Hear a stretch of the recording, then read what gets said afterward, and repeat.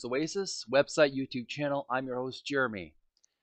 We're going to return to our regularly scheduled video game trivia, as well as some gaming videos for your enjoyment on this YouTube channel. But I want to take a brief break from those type of videos for just a moment to talk about a very serious topic. A friend of mine, an online friend, sent me recently a very pertinent, a very important video that I would like to discuss with you on YouTube through a video reaction. So I'm just going to quickly discuss this video. We can look at this channel yourself. I encourage you to subscribe to the channel. It's WION, W-I-O-N. And the topic of the video is Gravitas Plus, the Metaverse Explained. And I'll just give it a brief description, reading before we get on to the commentary. Gravitas Plus 2022 is expected to be the year of Metaverse, a virtual universe where reality meets imagination. How safe is it going to be? Will it make our lives better, or will it manipulate our perception of reality? Palki Sharma decodes. This is the lady. She's going to discuss the metaverse, and I'm going to comment on her statements. It is somewhat of an opinion piece on her part, so I'm going to give my opinion as well and my commentary on what she has to say. So sit back, relax, enjoy. We're going to have a little commentary on Palki Sharma and her reaction to Gravitas Plus, the metaverse. 1992, when the internet was still new, American novelist Neal Stephenson spoke about virtual reality, a virtual world where people would use digital avatars to live, work, and play online. He called it the Metaverse, a blend of meta, meaning beyond, and verse from the word universe. He said this world, the Metaverse, would be the successor of the internet, an escape of sorts from a dystopian reality. What kind of dystopian reality? This is the picture he painted. The global economy has collapsed, federal governments have lost their power, and a handful of giant corporations control the world. That was his projection 3 decades ago. So this was this gentleman here. I believe he was, I'm not sure if he was a science fiction author, but he was a novelist, obviously. And he predicted this world where people would go into almost like a oasis, like in that movie Ready Player One, and the outside world would be like a dystopian world, almost like a Blade Runner world, and people would escape in a fantasy world where they would have a virtual reality matrix headset, and they would experience an alternate universe. So this is what this science fiction novelist predicted. I don't think it was too far from the truth. He said this world, the metaverse, would be the successor of the internet, an escape of sorts from a dystopian reality. What kind of dystopian reality? This is the picture he painted. The global economy has collapsed, federal governments have lost, corporations control the world. That was his projection 3 decades ago. Today, big tech is working on building the same future, minus the dystopia, hopefully. As we speak, tech giants like Apple, Microsoft, Google, and Facebook are racing to claim the metaverse, a virtual universe that will coexist with a physical one. Facebook has even changed its name to Meta to stay on top of the curve. To a lot of their users, metaverse may sound like an idyllic place to spend time, especially now when the pandemic has locked us down. For 2 years now, human contact has been the casualty. Enter metaverse, with a promise to revolutionize our lives, to become an extension of the physical world. Okay, just a quick commentary. I just wanted to make a commentary on that.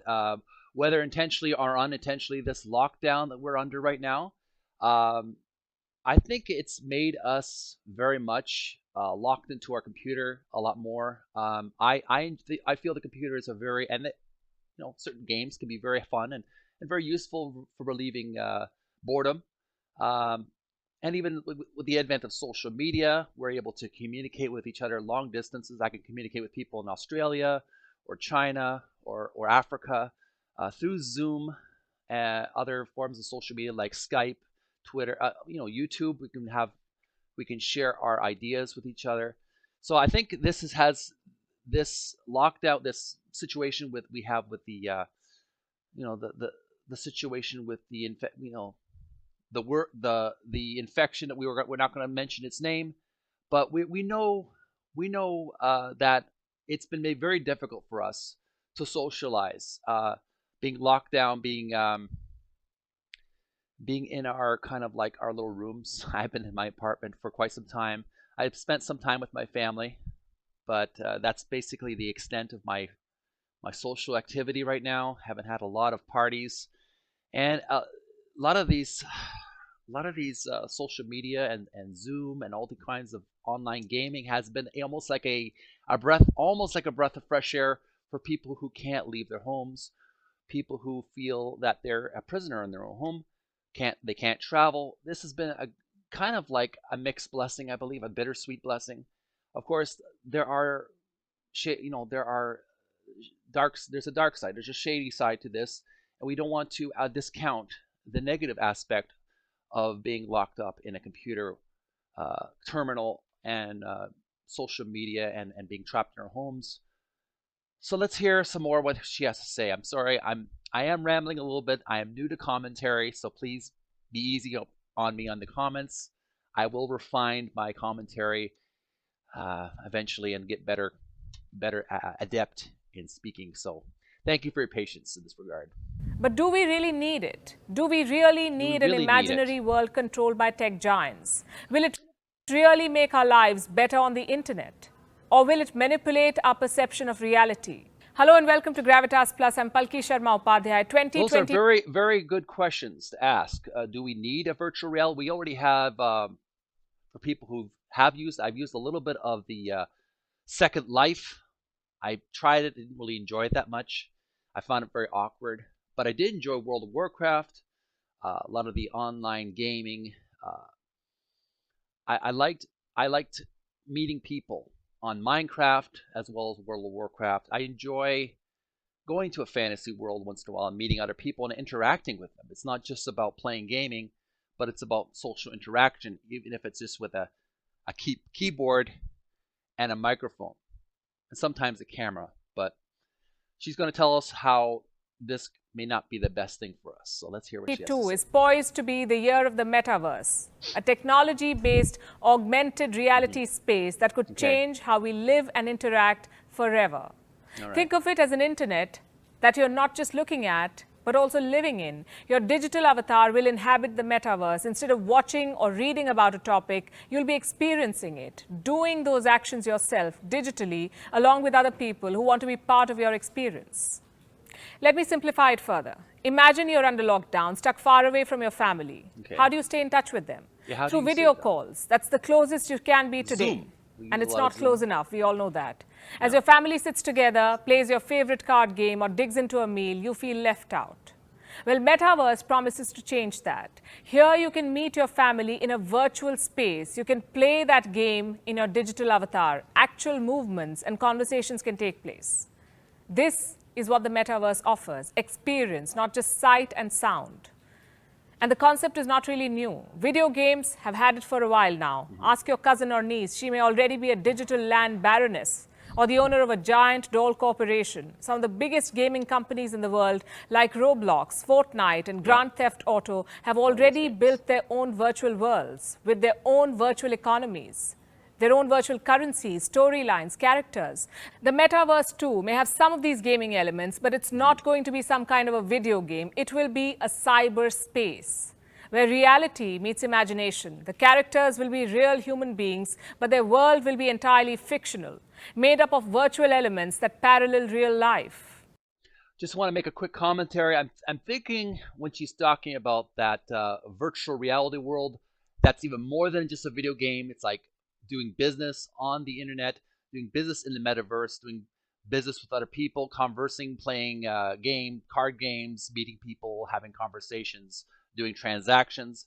It makes me think of that episode, I can't remember, leave your comments below, of Futurama, where Fry and the gang, Fry and his girlfriend Leela, and I believe it was also Bender, they go into the metaverse. Even before it was even mentioned, they go into like a metaverse world. They play some games, they shoot some lasers, but they also, Leela meets some has some online sex, online sex escapades with people online, or sex chats with a group of men, and they're all like nerdy guys, and they're all shy. And she says, "I'm a single woman, and I want to talk about sex." And all these nerdy guys starts going, "Oh, I'm scared, a brave woman." So the joke was that there are a bunch of nerds online, and they didn't know how to interact with a woman. And so I found that kind of a very witty and clever episode. If you leave your comments below if you do remember that episode. But yeah, I do understand where she's coming from. It's like it's more than just a video game. It's like a virtual reality world where people can do business with other people. At least that's what the proponents of the metaverse say. Like Mark Zuckerberg. According to him, the metaverse will be like a teleportation device where you can explore a virtual world while being physically present at home. Which brings us to another question. Oh, just one of the. I do remember how awesome the idea in Star Wars. Just want to make a comment. You could disagree with me, but I thought it was pretty cool how in Star Wars, in both the classic, well, even the not just not just in the sequels, but in the prequels, there was a holographic device used for communicating with people online, or communicating long distance in outer space, and you could actually see a holographic person standing in front of you, and they would see you, and it would be like they're in the room with you, even though they're out in space in this case, or far away in a desert world. I found that pretty cool, because you could actually have a person, holographic person, a loved one, perhaps a family member or a loved one, in your room, and you haven't seen them for ages, and just to see how they are. I think old-fashioned letter writing and telephone, and maybe even texting is good, but to actually see, even if it's a holographic vision of someone you love, especially if you've missed them for a long time, the visual aspect, seeing like a lover, for example, who you haven't seen for a long time. Perhaps you're locked down, perhaps you're in prison. Like, this is like a prison, let's be honest, being locked down, not be able to travel.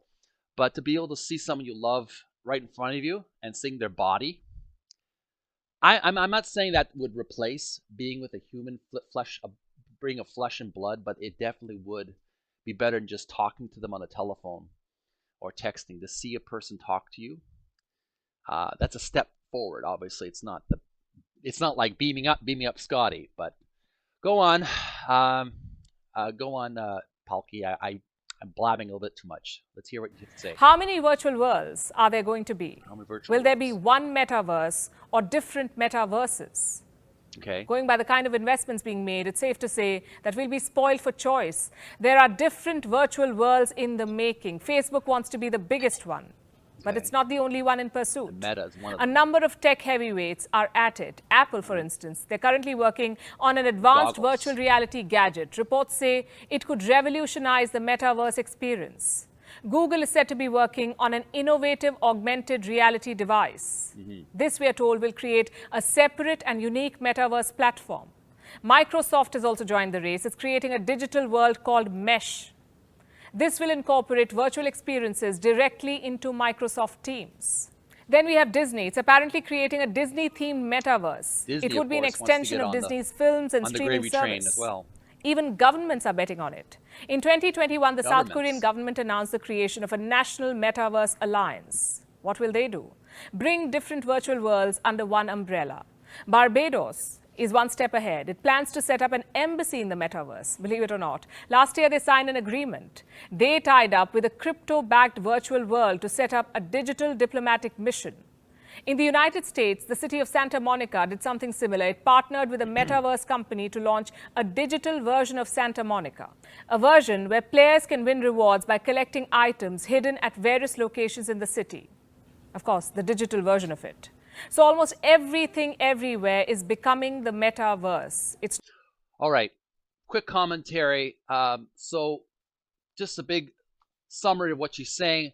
All these different companies, Facebook, Google, we have Disney even, and not just big corporations are cashing in on the metaverse gravy train, you could say, but also governments. South Korea, Barbados, United States government. They're even having these interactive games you can play, puzzle games where you can collect things and win points in a virtual reality simulation of a real place. So it's not like a necessarily a fantasy world as far as the government metaverse, but actual virtual simulation of a real place, a real area, like a beach area in the States. So they're actually making simulations of real places. It's not just like Azeroth. I'm creating an Azeroth metaverse where you can appreciate the fantasy land, or go into the Skyrim world in the Skyrim universe and experience the fantasy. Or you can go into like a Disney princess castle world where you can experience life as a princess, a Disney princess. I'm just giving goofy examples. You can experience life as a Disney princess in different Disney worlds. It's more than that. Apparently, she says there's actually simulated reality. It's not just a fantasy world where people can enjoy fantasy land or science fiction worlds, but you can actually experience simulated places, actual places. I'm just thinking offhand, like how, I don't know if you remember, they still have that available on Google, the Google Earth, where you could basically have it's a big globe of Earth, and you could zoom in on places on the Earth and go into actual places that are real, that are photographed, and zoom in on satellite pictures. It's going to be like that a bit, I guess. There's going to be real life satellite pictures, but you can actually experience the life of different landmarks. It's no more just an experiment by a few tech geeks. It's becoming an inevitable alternative to reality. Yeah. So resisting it or being in denial is a bad idea, we say. Settle down. Asking questions about how it will operate is a good one. Questions like these: does the metaverse ensure privacy? Is it an equitable space? How democratic and open source will it be? What lines do we need to draw? And above everything else, will it be safe?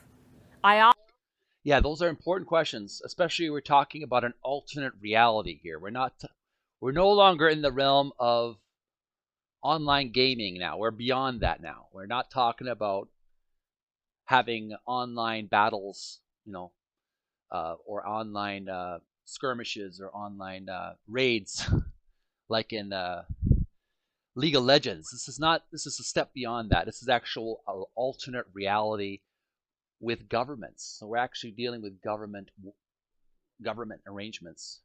So it's going to have like a society in a virtual reality space. So these are important questions, because you're creating a world in a microchip. And it makes me think, boy, there's so many movies. A friend of mine recommended these movies to me, and I highly recommend you check out these movies. Is two of them is the it's called it had Jude Law in it, and it was called Existenz. It's a science fiction horror movie directed by David Cronenberg. And there was another movie, lesser known, was called The 13th Floor, and it dealt with a Matrix. It was made at the same time as the Matrix, these movies, 1999 actually, and it dealt with virtual reality worlds that people would envelop themselves in, and these worlds would have almost their own society that would work even when you were not in the world. So people would do business, people would act, there'd be non-playing characters, there'd be AI characters, there'd be societies, there'd be buildings, cars, people driving cars, people entering buildings, people going to stores, eating at restaurants. In a virtual world, it'd be more than just a video game. It would be like a virtual society with AIs. And I highly recommend you get those two movies as soon as you can, Existenz and The 13th Floor. And it dealt with some really pertinent, powerful ideas, and that's what she's talking about. We're talking about virtual reality realities, not just games.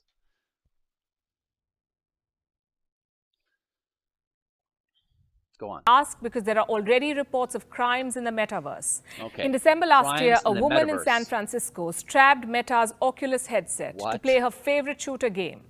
Once she entered the game, her digital avatar was approached by another, a stranger who groped and harassed her avatar digitally. When asked to stop, the perpetrator is said to have told the victim, "It's the metaverse. I'll do what I want." It's horrid. And it's not a one-off incident. According to the Center for Countering Digital Hate, a violent incident occurs every 7 minutes on a popular virtual reality world VR chat. And this makes the concept problematic. You see, virtual reality plunges you into a digital environment. The slightest of touch or sensory experience is heightened. It's exaggerated to give you an immersive experience. So every crime that is committed can feel much more real and much more intense. Okay, so this is really serious. We have two cases. A lady who was groped or assaulted by an unknown male player, which during the game, she was playing a harmless game, virtual reality game, but was attacked, and she asked the person to stop doing it, and she wouldn't stop. So that, to me, I think that's very irresponsible of the player to have that attitude of, I can do whatever I want. It's not real, so I can treat whatever, players however I want. I can assault them, I can hurt them, I can, make them feel extremely uncomfortable, vulnerable, violated. That is a very dangerous attitude to have in the metaverse or in any online game. That's why I constantly make commentary whenever I can. If you're an online gamer and you treat other people with respect, other players with respect, you play with good sportsmanship, you don't harass or molest other players if they don't feel comfortable with that. I mean, I know that it's not exactly the same as reality, but you should not use that as an excuse to behave like horny gorillas in springtime. You should behave yourself and maintain your self-control even when you're in an online game situation or you're in a virtual reality. It does not give you the green light, you could say, does not give you the green light to just go haywire on people and assault or harass or violate people's personal space just because you're not physically there. That is no excuse, and I just want to make that comment. Very bad conduct. Very, very bad. It's exaggerated to give you an immersive experience. So every crime that is committed can feel much more real and much more intense. And these issues are likely to get magnified once the metaverse expands. Okay. How do tech companies plan to address these concerns? How do they plan to ensure privacy and safety of digital avatars? How are they going to protect this? Well, they say they can't. In March last year, Meta executive Andrew Bosworth, who will become Meta's chief technology officer this year, said that moderating what people say and how they act in the metaverse is, and I'm quoting, at any meaningful scale, practically impossible. All right, I'm just going to make that really clear for us to see. Let's look at that really closely, folks. Can the metaverse be regulated? Andrew Bosworth, executive of Meta, says policing user behavior at any meaningful scale is practically impossible. All right, that to me is concerning. That is concerning to me. We can't even, it sounds a lot like how we felt when the internet first was a thing. We were concerned about our children being harassed or abused by online predators. And we were concerned about the issue with certain publications online that were abusing children and other people, and how it was very difficult to monitor that. Again, this sounds a bit like same story, different format, you could say. But it seems to me it's almost like internet 2.0. It's like a new version of the internet. So I personally feel that we as individuals and parents and the guardians, those who take care of our schools, teachers, are responsible for protecting our children. So especially people who are vulnerable. Metaverse is, and I'm quoting, at any meaningful scale, practically impossible. That's what he said. Which brings us back to the question, how safe is the metaverse going to be, especially for children? Yeah. For most tech companies, the target that is audience a are serious children, issue. teenagers who are almost always on the internet. Yeah, Studies have proven that metaverse is not safe for children. my nieces were when years ago my nieces stayed with my parents and me, and they were always on the internet, always browsing, doing online gaming. So kids are actually more computer adept than ever before, and this is just another technology that kids are going to take advantage of, because kids are brilliant when it comes to technology. They can figure it out very quickly. I'm concerned as well. Can we assure that our children will be safe while in these virtual worlds? Several crimes have been reported, like children Okay. being exposed to graphic sexual content. No, we shouldn't allow children to see that if they are under 18. If they are adults, I believe that people are responsible adults and should have access to whatever entertainment within the bounds of law. People should be free to watch whatever they want, but if it's children who are under the protection of a parent or guardian, should not even be allowed this kind of content on their metaverse world. In fact, there should be a blockage. There should be software some kind of software that prevents children from accessing this kind of entertainment or visualization. Parental guards, perhaps, just like in video games or in cable channels. You can actually have a parental lock on certain types of channels. I believe there should be a parental lock for parents to protect their children from 18 plus graphic and violent and sexual content. Not saying we should ban such content. I believe in a free society we should have freedom of expression, freedom of creativity and art, but children should not have access to this. They should be protected. Blocked. Children being groomed to repeat racist slurs. And again, another thing, we should have some kind of blockage software in these devices that can help have a more accepting and more tolerant, friendly. We don't want we don't want a George Orwellian world. We don't want a what's that movie called again? The book just escapes my mind. The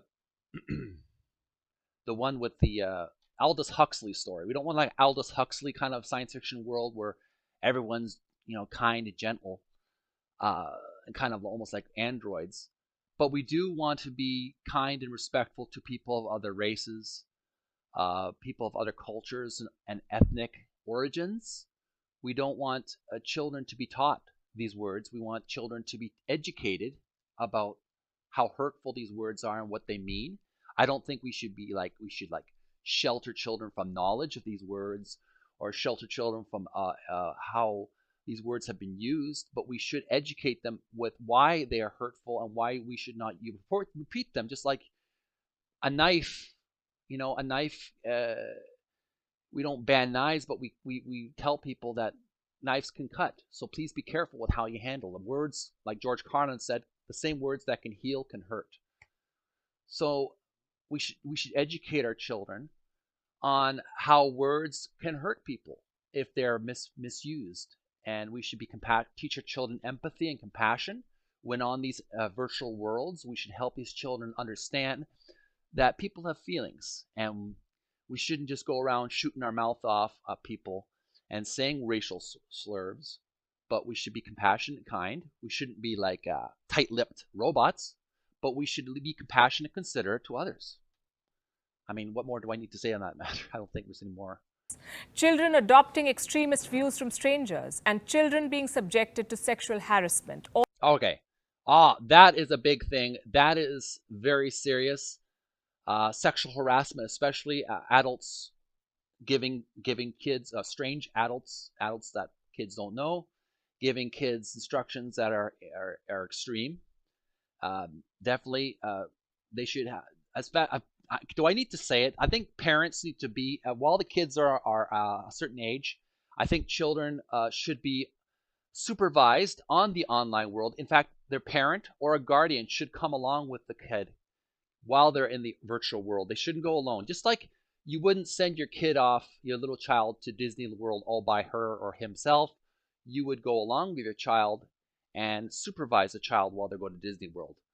Disney World isn't necessarily the safest place on earth.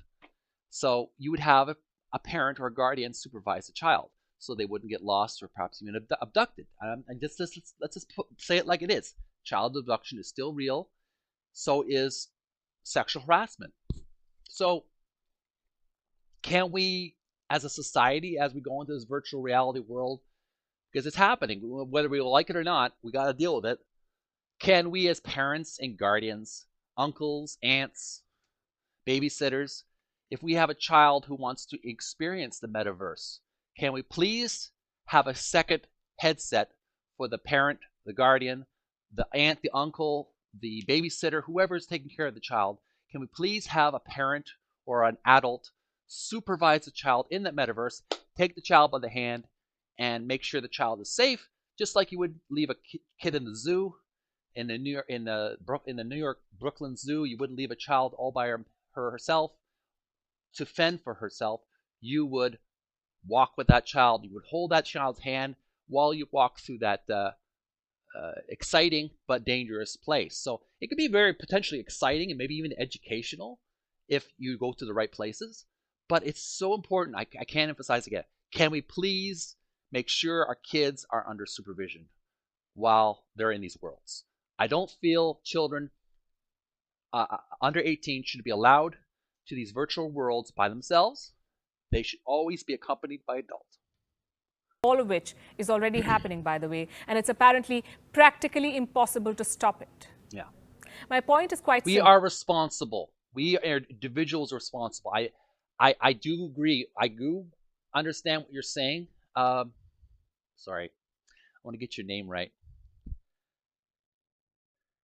Palki, I do appreciate what you're saying. You're making some very, very good points. But I really feel it's not up to our government or the even corporations to protect our children.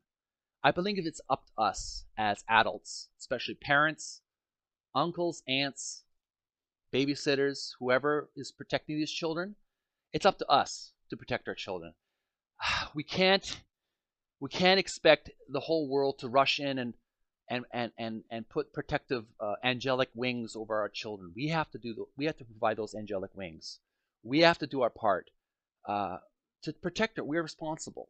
So I do believe you have some very good points how dangerous the metaverse could be, but really it's no more dangerous than any other shopping mall, going to a Disney World or any kind of theme park or a giant movie theater or some kind of fair. I've been to some pretty scary places for a kid when I was a child. I was going to the Stripping Club Mall. I remember I was so lost. I couldn't find my mom, and I was so scared. And I found a couple of Canadian soldier recruits at a station. I started crying to them. I can't believe I'm telling this, but they helped me. They helped me find my mom. They were very nice. So the point is, it could be a very scary world out there, unfortunately. The whole world for children is not Alice in Wonderland. It's not a lollipops and rainbows. It's a very dangerous world out there, just like the metaverse. And so I think parents, we have to really pull up our pants and act like guardians, like we're supposed to, and make sure our children are under supervision when they're in these worlds. Metaverse can change the world for the better. I do believe that's true. I believe it can happen. I believe there's a good spin we can put on this metaverse. For one thing, it can educate children. I kept talking about to friends how we could create a virtual Egypt, a virtual ancient Egypt, or virtual ancient Greece or Rome.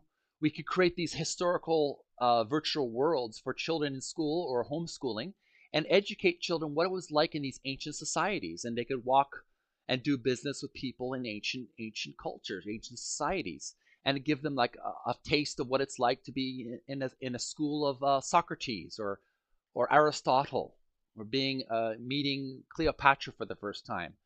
I think it'd be exciting and very beneficial to do math games or puzzle games. Kids can do these amazing mind games. My mind is not working today. They can go on these amazing little adventures where they can experience and they can get an education. They can attend classes. So if we control and maintain the safety of these worlds, I think there's a lot of benefit for them. Potentially. But it can also overstep its purpose. Of course. It can become a tool for predators to commit crimes online and get away with it. It can become a dangerous and unhealthy escape from reality. It can. As it is, we're living in strange times. Our need for social interaction is being denied to stop a deadly virus. Yeah. We are relying on technologies to fill the void. The Metaverse promises to give people a second life of sorts, an online world where they can interact, meet, shop, party, even build a house if they want to. But remember, none of it will be real. Yeah. It's all made to make you forget reality. Ain't nothing like the real thing, baby. Ain't nothing like the real thing. Escape the uniquely human elements of life, like hugging a child, having lunch with friends, walking your dog, buying your first car, stepping into a new house. These are all staples of life, and they cannot be replicated online. Holograms cannot replace human relationships. That's right. You can't, okay, I don't care how plugged in you are into the matrix, you can't make love to a hologram. Sorry, I don't care how hot the lady or the handsome hunk is. It's not the same as a flesh and blood human being. Unless they can create some kind of device that can simulate sensations, I don't think they're ever going to make it just like making love to a real human being. Just commentary, adult joke there. Sensory experiences cannot replace real emotions. The metaverse cannot become a second life. It's a tool. It's a technological tool. Just like social media is a tool, the internet is a tool, computers are a tool, even video games are a tool in its own way, a tool of entertainment and leisure. These are tools used to serve a certain type of purpose. They can never give you emotional fulfillment. They just are means to an end. And we should keep that in mind, that these are tools and they should never be considered as a replacement for real life. Going to be an imprisoned reality. Yeah, that is a concern. That is a concern. Okay, that's all I have to say in this matter. I hope I made some interesting commentary. I hope I didn't ramble too much. I'm just going to change my view here. Thank you so much for watching this impromptu response and video commentary on WION, I believe the channel is. Make sure to subscribe if you like their channel and their video. I'm very thought-provoked. I'm very provoked in a way that's good. I'm maybe think about how we are going to approach this new technology as we approach. Hopefully, fingers crossed, we can find a cure to this disease and we can be healthy and be interacting with human beings again. In the meantime, we're stuck inside. So if any of us want to go into the metaverse, I'm sure all of us are free to do so. All I'm encouraging other people to is exercise caution and self-control. Do not harass people on the internet. Do not molest people or provoke with people with extremist views. Let's be respectful to each other during this time, just like you would be respectful to people in real life. And when you go to a party or you go to a Comic-Con, you go to a convention of some sort, you would treat people in real life with respect and dignity. Let's try to maintain that kind of attitude when we go into this metaverse. And if we have little children in our stewardship, if we're protecting our children, please, let's have a second headset and take our child by the hand, walk our child through these virtual worlds, but supervise them and make sure no creepy McCreeperson comes to harass our children, okay? Can we please ensure our children are protected in these worlds? Leave your comments below if you liked this commentary. If you didn't like it, I appreciate your feedback as well. Make sure to like it. Leave some likes, I do appreciate it. And subscribe to my channel, Video Gamers Oasis, and click the notification bell. I don't usually talk about such heavy-handed topics. I usually keep it light, keep it fun, keep it geeky. So this is a bit of a heavy topic I don't usually discuss. But if you like today's topic, you want to hear more topics like this, you can even send me videos to comment on. I will comment on them. Send me some videos through the email, my business email on my About page. I'm Jeremy. You're watching Video Gamers Oasis. Thank you for watching. Take care of each other. Take care of yourselves. And we'll see you refreshed and energized in a day.